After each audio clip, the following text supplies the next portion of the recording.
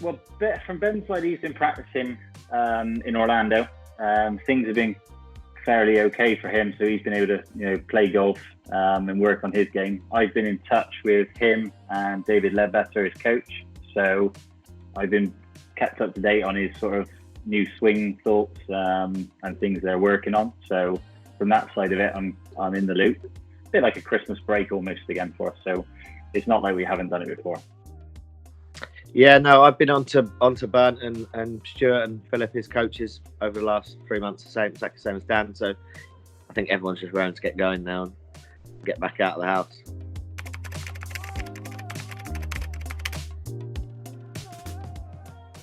Oh, lovely. Well done, Ben. I've been given a lot of bad clubs off that tee by Ben when he takes the caddy role. But no is the answer. The honest answer is no. But I've been dry a few times, which you can leave that out to your imagination how I've been dry, but there we go.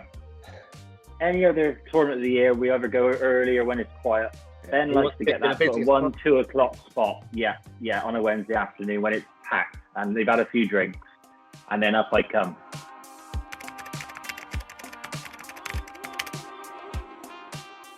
This makes you redundant, Dan. Do you know, I got a counter argument for that. Like, if it happens, it happens, which is no problem. But I actually, in terms of actually playing the golf hole, I don't actually think Ben would probably ask for it, because off the tee, he doesn't carry a book, but I do. So sometimes you want a visual of numbers. So you look over my shoulder and see carries on bunkers or run outs in the distance, and then playing into the green when I'm feeding him numbers.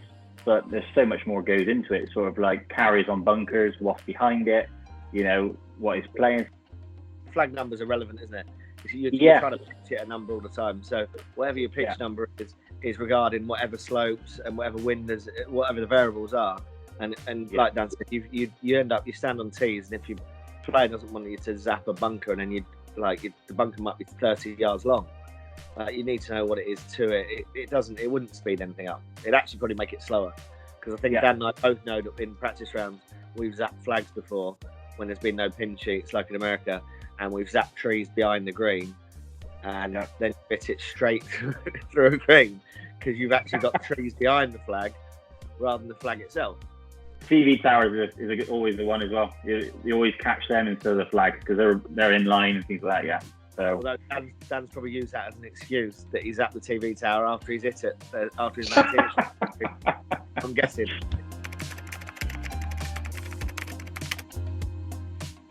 People just stand up and blaze away, don't they? I think Dan would agree with me that you like, course management wise, you plot your way around the golf course. For most amateurs, they get out there and they just hit driver off each hole and they don't think about anything. When whatever your standard is, whether you're a 5 handicapper, a 15 handicapper, a 25 handicapper, if you actually still chipped it round the holes and avoided trouble, they'd be better players. I think there's a bit of that, and then I think also it's they compound the errors as well, which is what I think good pros avoid. So, they might the one bad shot which should cost them the bogey ends up costing them a double or a triple. In fairness, if it's your one bit of joy of the week and you're going out with your mates, you're going to try and hit it through that football-sized gap in the trees, aren't you? Because it doesn't matter. Of course. Rather than chipping out sideways and making triple instead of quad. Really doesn't matter.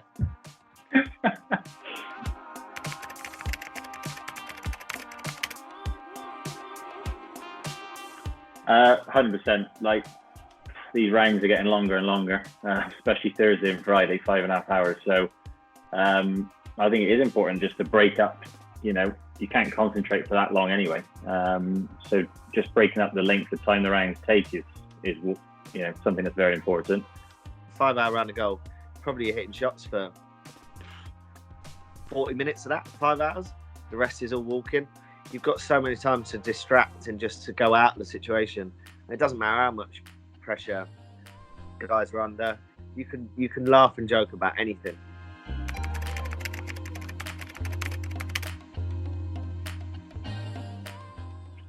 I think justifying the reason for change is key.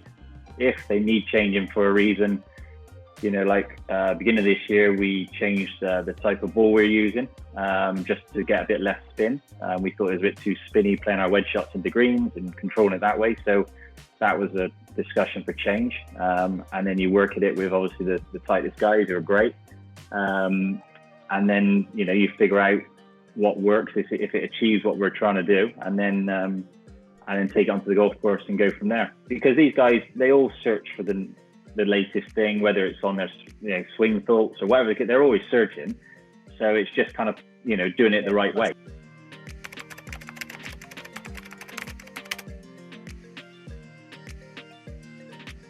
He was called the king for a reason. I'd have loved to work Rani. Not only was he obviously an incredible golfer and he changed the game in massive ways as well, I think you'd have got the best of both sides. You'd have seen one of the best players that's ever lived, plus you'd have enjoyed yourself away from it. Mine would is simple. I think it'd just be Tiger Woods, to be honest. I think. Look at Jamie. I just think to see. I've probably watched most of the shots he's ever hit, like everyone else, but to actually be there in person when he was pulling off some of the things that he has been able to pull off in his career.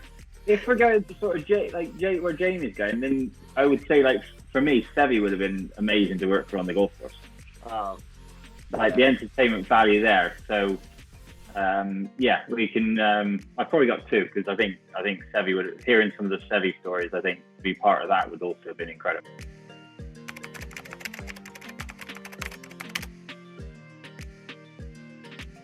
You'd get there a little earlier. Quite often now, if you've been to a golf course before, you might end up turning up on a Monday evening, start on a Tuesday morning, because the place so well, and you've heard beforehand there's no changes, so it's not like you've got lots of extras to pick up on. But you just get there on a Monday morning. Once you've walked the place 2-3 times, you can't learn anymore. For me, obviously you do your experience over years and about how it plays in different conditions, but in terms of actually seeing a golf course, at the end of the day, it's plotting a golf ball from A to B. So once you know where the hazards are, you know where you can miss it, where you can't miss it around the green. You can do that in 2 or 3 walks of the golf course. Make all your notes. As long as you pay attention while you're doing it, you don't need any more than that. Exactly right. Yeah, walk it as much as you can. I try and when I walk many golf courses with Jamie, but so we all do very similar things, but I'd walk it as well with sort of wind direction in mind, maybe to see where the forecast is for the week, because that can change your thoughts on different tee shots, especially, how you play the hole, if it's going to be into wind all week or downwind, whatever the case may be. And then I quite like looking at sort of past scoring. I think Jamie touched on that anyway, and getting a feel of where winning scores have kind of been at, whether it's 15 under, some weeks could be over 20 under. And then that also gives you an idea how aggressive you want to play that golf course.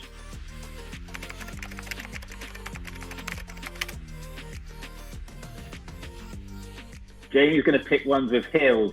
I don't know what you're suggesting, Daniel. Do you know what? I'd enjoy that, because I'd see that as it's even more of a physical test, and I just think that's great. Burning more calories. How do you find Mexico? I really enjoy Mexico. Altitude, hills. Oh no, I love it because the short breath again means that you're pushing yourself as hard as you can, and that's all you want to do, isn't it? All you want to do every day, push yourself as hard as you can. Absolutely.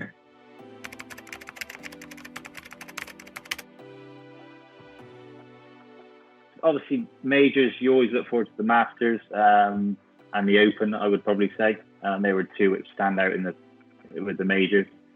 But in normal tournaments, obviously been on the PGA Tour last few years, I really do. I love the waste management in Phoenix. It's just a crazy event. Love a crowd. Love a crowd. It is just good. It's set up. Some guys don't like it, some guys do, but that is it's definitely a good week. I think the Open is obviously is so important to us as Brits as well.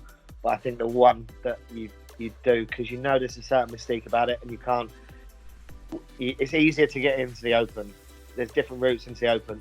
The Masters you can't get in, and I think every year, Dan the same as me, he's probably been lucky enough to be there 5 or 6 times. That you do feel like you never know if it's the last time you're going to go there. Yeah, I agree. And once it's your last time, and it's also, without being miserable, sometimes you can get some like poor weather at the Open. You do feel it might be cold in the mornings at Augusta sometimes, but you do feel like normally the sun will come out eventually, and it's like the most beautiful place in the universe.